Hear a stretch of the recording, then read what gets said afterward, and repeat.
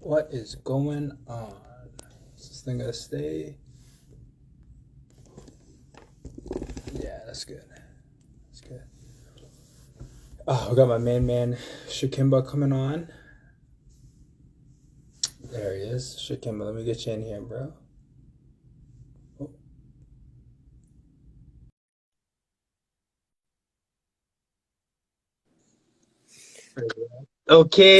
Let's okay. go. What's up? Oh my gosh, Shakimba in the building. Let's go. You good? Oh, man, I'm great. I'm great. Thanks for Oh, having me on. no problem, man. Good to see you. Yo, Man, these things? Look at those yeah, you like glasses, those? man. Yeah, I didn't have those in Oh school, yeah. eh? Oh yeah. That's my guy right there. Yeah, this is Connor Shakemba. Connor Shakemba and I went to Laurier together, where he took over the world as one of the cutest guys in there, and I was just walking behind him, picking up whatever he left over. So that was the that was the Is- game there. No, no, no. Shakemba and I, yeah, Laurier, BBA, right? Yeah, Yeah, BBA, so obviously smart guy. He's taking some strides in life all over the place. He's just getting his foot or getting his feet wet with some real estate investing. Just finished a project out in Kingston, Ontario, and I'd love to talk about that today. So you ready to get going, Connor? yeah. Let's go. Let's Awesome, jump in. man. Okay, so yeah, we're gonna do 3 and 3. That seems to be working, so let's rock with that. So you just finished your project out in Kingston, and it turned out very well. I saw the pictures. I was like, "Who's this? Who's this guy? Yeah, This guy's yeah, supposed to be. Look at him." yeah. So Great. what made you choose Kingston, and are you gonna continue to invest there? Yeah, great question. So, I'm a Kingston boy, born and raised. So, Yeah, for me, couple things that I think unpack there. The biggest thing I think why I chose Kingston was definitely, um, the familiarity with it all. So, yeah, I know the market fairly well, at least better than I would, going into like a new market or something like that. I know some of the yeah, neighborhoods. And I think for me, that helps me understand, how far I know my money's going to take in certain areas and what areas that I want to be in. So I think that's a big piece. On top of the familiarity with that, I think I have some relationships with people here, right? So whether that's, my connections on some of those like team members, like one of my best friends is like my broker, and he's kind yeah, of out of Kingston too. Like I know a bunch of contractors here. My property manager, I kind of got an in with that, with knowing a buddy who like, just started in on his property management company. So a lot of those connections were also a big reason. yeah, Um, and I think the last piece is really just because I mean, I, I always wanted to get into real estate, but mhm, I think everyone's kind of thought about it too. Is like, okay, is this going to work out? Is this going to be what I want? So my thought was, well, I got family here. Regardless, let's say it doesn't work out, I have a home that that I want here in yeah, Kingston. So that those are kind of the main reasons why Kingston. But I am looking to continue investing, yeah. and I am looking to continue investing here in Kingston for at least for the short term. Yeah. Awesome, man. Couple things I want to unpack from that answer right there. First thing, you decided to leverage the relationships you have. Like a million real estate investors, way smarter than me, will tell you your net worth is your network, and you took that right off the hop. You're like, why am I going to go try to figure out the wheel somewhere else? I already have all these connections built up here. You understand how far your money's going to go. You understand how to build the team and leverage those relationships. And you're like, man, I'm right here. I can, be a little bit closer to my investment, especially when I'm getting started. So I love that. I love that. I Yeah. love that. And then the second thing you said, you're like, hey, I'm going to continue to invest here. That was I wouldn't say problem, but I think that was an opportunity for me when I started. I was investing all Right. over the place. And I think if I would have picked one area, got good, went an inch wide and a mile deep, I would have been a little bit better and a little bit farther. Not saying it's right or wrong. I definitely learned along the way, but I think the way that you have it planned here is going to be sick. So I'm really excited to, watch you grow and keep some more of those pictures, right? Like if you keep making units like that, come on, this I know. guy Yeah. It was is fun. going to It's be a good. awesome. It's a good That's good. project.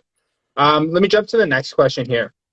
So we kind of touched on it a bit. Jumping into real estate for the average person is difficult, but you managed to do so on a really complex renovation. It's not like you just slapped some paint, pulled the floor up, and said, "Hey, we're done." It was pretty complex. I know we were talking about it a little bit before. What was your biggest hurdle during the renovation, or maybe what was your biggest hurdle getting started for the renovation? Yeah. So, it was a big project. There was lots of work it needed. It had some smoke smell. It had like, the classic not 70s fuzzy pink carpets. It had, Yeah. just some other stuff that needed to be done, definitely paint and a lot of other things. So this question's kind of funny because like I went into the project hilariously naive thinking, oh yeah, like I'm gonna be able to go in here. You're just ripping up the carpets. You throw some paint on. Great. It should be done in like a few months. Like not the case.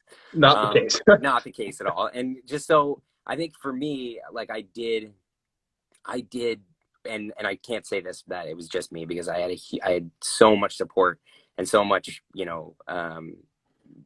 help from either my folks, some other people who really helped in there as well. But I think what was frustrating for me, especially not being super familiar with it, is like realizing it takes time. So Yeah. being a little naive to be like, oh yeah, I'll just be able to get in here, like, snap my fingers, is going to be done. Not the case. So I think it's just, that was kind of, that was definitely a learning, is like, it definitely takes, it definitely takes a lot longer. And there's so many more things that go into something like that than you think originally. Exactly. So the next deal you do, you're going to be a little bit more, I don't want to say cautious, but maybe a little bit more aware when you underwrite it. You're not going to maybe, this room, you want it to be done in a day, but it might take 5 days. So, you're underwriting just a tad bit better each deal you go. Yeah, exactly. So I think it's, I mean, when you look at a deal or you look at a property, right, you're thinking, okay, this is what I need to put in. This is the work that I'm going to need to put in to get it up and running. So your Yeah. resource allocation, all that kind of stuff, right? So for me, I think that's just, understanding the time that it actually takes, if that's something that I choose to do, is do it again, with my own time. Awesome. That's good there. You know what? When we're done here, I'll have to connect you with some other flippers. Because at the end of the day, it's a science. Like it's your ARV purchase price renovations, and you want to get that out there. If you're gonna flip, if you're gonna keep it, it's slightly different. But there's some other people with they have a really good grasp on their numbers. I'll connect you with some people when we're off here. But Yeah, yeah, anyway, that'd be wicked. question three. Um, so I've done a few renovations myself, and I continue to will do them. That's one of the best ways to add value, especially with real estate. What was one of the biggest hassles from your renovations, and then what was like the easiest task? When sorry, not like on a grand scale, like actually there. What was like something really really hard, and then what was something like super easy? Yeah. I think like, do you mean like with the whole renovation itself, or just like in general with the process? Yeah, not the process, like the actual renovation. I feel like a lot of people don't know. Everyone just says renovate, but Yeah. like if you could get into like a specific aspect of it that was really hard and one that was really easy. Yeah. Okay. So when I think about that, is like the easy part that people kind of think, I guess maybe you might think like it's more difficult, but like when you get in there, like I was in there like the first day and like had all the carpets ripped up, had like Yeah, everything kind of like, you know, demoed. I think that process is usually a lot easier than people seem to think. You can just kind of go in there and just start, ripping stuff up or getting rid of stuff. Order a bin for like to take to the dump kind of thing. And like yeah, that yeah, process is actually super easy. So that was fine, but then it's kind of going into the challenges is like you uh I think what you like, my house was for the most part like I couldn't really live in it for a long yeah, period of time, and it's in a state when you do certain renovations, so you don't have the floor in, it's not painted, maybe there's still a smoke smell or something like that. yeah, um there's like there's a long period of time there where there's so many little things that you need to do, and I don't think, I think it's all of those little things you have to do before you paint or before you lay down floor or like yeah. before you do some of these things. Like I think that's one of the challenges, is not knowing. Hmm. And then I think like a second challenge on that is like if you get to a part or a piece of your renovation that you've never done, right? So Yeah, for me, for example, like doing stairs, I don't really know how to do it, and some stairs are different than other stairs. So even if you look it up online, you look up on YouTube, you try to get as many resources or, speak to as many people as you can who have done something similar. But I think that's a challenge sometimes is sometimes if you're unsure about, you kind of stall the work because you don't want to Yeah. screw it up. So Yeah. I find that is also a thing, but I think a learning from that too for me is also kind of like you kind of learn from doing it. So you kind of just have to jump in and take some advice. And at the end of the day, if like hopefully you're making smart mistakes, but sometimes you got to make mistakes to learn. So Right that's just there. Yeah. Yeah, man. Like, if I could write down all the mistakes that I did, I would probably fill this entire notebook 3 times over.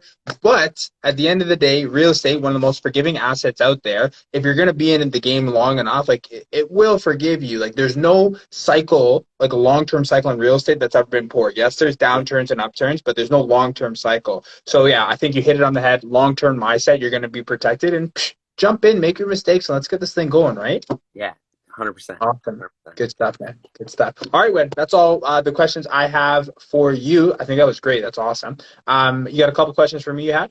Yeah, definitely. I got a few questions here for you. So I'll look at my first one here. So obviously you've done a number of projects and you kind of touched upon this at the beginning, but you've done a number of projects like out of town Yeah.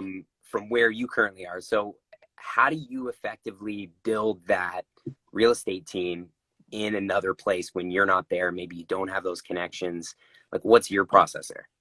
Sure, for sure. So when I'm going to build a team, the first thing I want to do is try to like understand that market and what's going on there.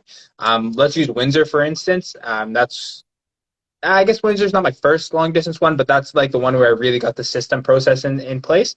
So I understood the market, like I understand like what was happening there and kind of leveraged what was leveraged the town to figure out where I could best get those resources. And similar to what you did in Kingston, just being close, I know people who are out there. Like I played football, I played Right. rugby at school. I was a police officer. There's enough people that I knew that had connections in Windsor. So you get on the phone, you start chatting people up, and you start saying, "Who do you know? Who do you know? Who do you know?" And before you know it, you got like a big bowl of people, and then you sift through that to find enough people who are willing to help you and with you grow. I found a contractor, property manager. There's a realtor out there. I even found this HVAC company. Shout out to GSM HVAC, and we're like best friends. It's awesome. Like they were Yeah. so helpful. They went above and beyond for me just because I was willing to make those relationships. So just to sum that up, leverage people where you are right now. Pick up your phone and literally blow up that dial pad. There's enough people on there who are going to help you get started. I don't care if you're in Pickering, Durham, Toronto, Timmins, Sudbury, Windsor. You'll know enough people, and after a couple phone calls, you'll be able to build your team that way. Cool. Okay. Good advice. Good advice. Um, so I mean, the next question that I have for you, when you're looking at a new property, right? Yeah. So new project, new property, do you look for different types of investments? So what I mean by that, so like, are you looking at like, I'm looking at student houses here. I'm looking at like single family homes here, apartments, or like even different like investment strategies. Like I'm thinking of like, like Burr method over here, or, I usually do like flips here. Like, do you look at it like, do you specialize? Do you find that's more of your style, or do you kind of like go with what the market gives you depending on what's there? Do you know what I mean? 100%. So I think it's good to be aware of all the strategies. Like I know what flipping is, I know what wholesaling is. Like I'm a realtor, so like I know like what like to buy and sell a house is. I understand the burn method. But if you know all these things and you're like half good at them, like think about like you play basketball. If you shoot a basketball one day, you play hockey the next day, you play rugby on Thursday, and then football on Friday, yeah, you've done a lot of stuff, but you're not good at anything versus that one guy who played basketball every single day, Monday to Friday, and does so every single week for an entire year.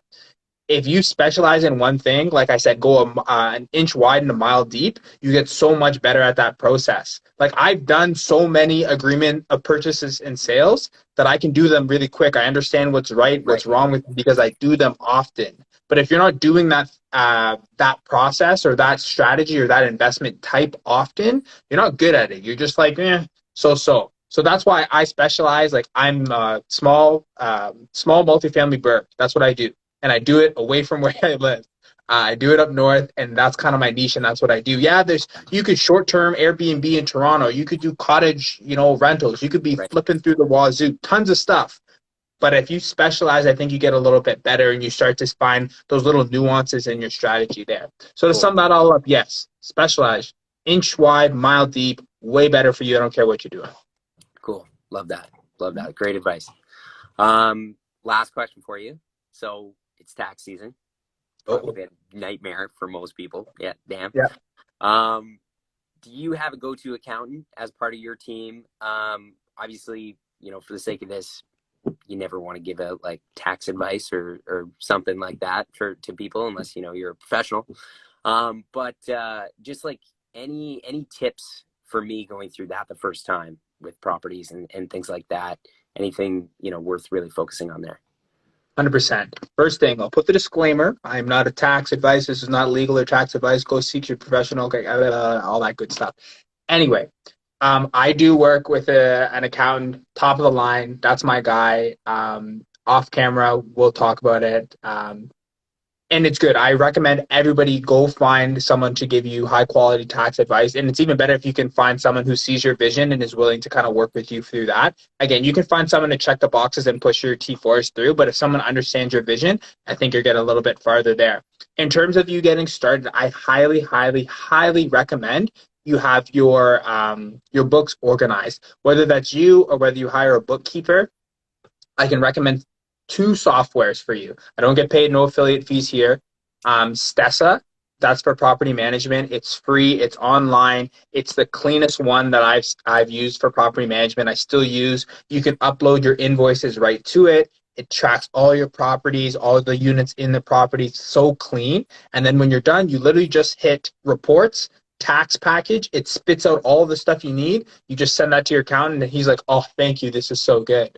And another thing that I would recommend is Wave Accounting. Again, another free software. You can link it right to your bank account, and you can take transactions like that. Similar, at the end of the year, send all the documents right to your accountant.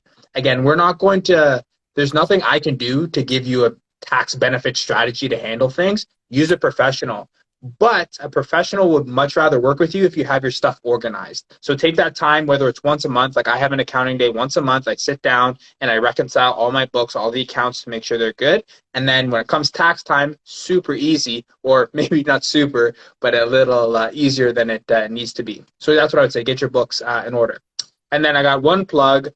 First Position Real Estate, we are actually coming out with a tax program where we're going to help investors and other real estate business people, tax advantages, getting their books in order and kind of setting them up for success. We're not done with it now. We're still working through some kinks, but stay out on the lookout for that coming up.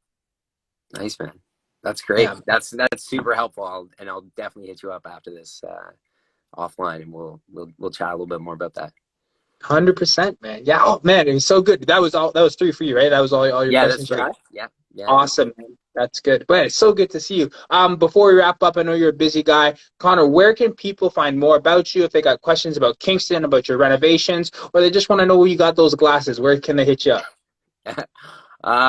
Yeah, my Instagram's good. So at Chikimba, which is just my last name there. They can hit me up. I should probably actually get like an Instagram account for some of my property stuff if I'm planning on doing more of it, which I am. But yeah, feel free to hit me up on Instagram. Awesome, man. That's awesome. All right, just a little outro for me. So that's Connor, brought to you from Kingston, Ontario, doing all sorts of real estate down there as he continues to grow his portfolio. It's Isaiah Henry here, First Position Real Estate, our neighborhood realty as the brokerage. Looking forward to doing more deals with you in the Durham region, Peterborough, as well as investing. For now, take care. Have yourself a great day, guys. Connor, it was a pleasure. We'll talk soon. Thanks, Izzy. See you, buddy.